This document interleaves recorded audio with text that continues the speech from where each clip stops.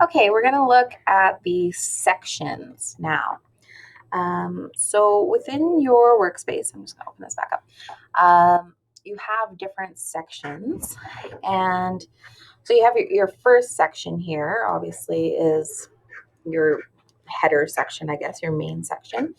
And then you can add different ones going down. You may have noticed in the module you're working through that I separated the sections, kind of that first one's your intro section. Then I have the ones on building a workspace, and I have another section on discover. And so you can kind of go through and see the sections that way. If you're creating your workspace, and I'm just going to continue with our theme we have here, that we're creating it looking at for a substitute teacher to use.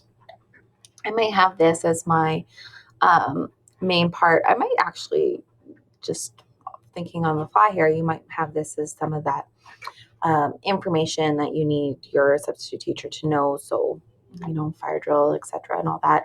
Link to taking attendance and everything like that. But you have a number of different opportunities here. So you can, to add a section, you simply just click add section, and then you put the section name.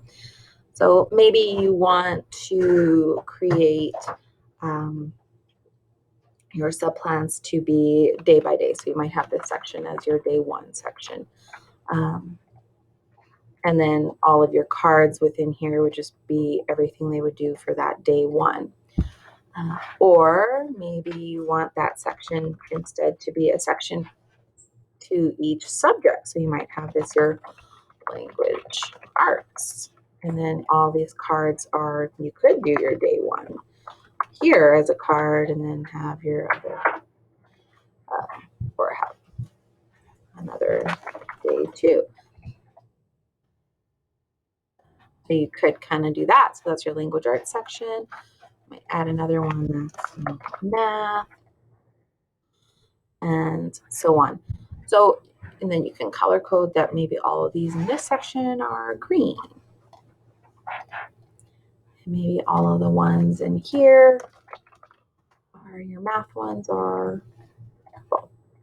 So anyway, the sections just allow for one other aspect of organizing your workspace.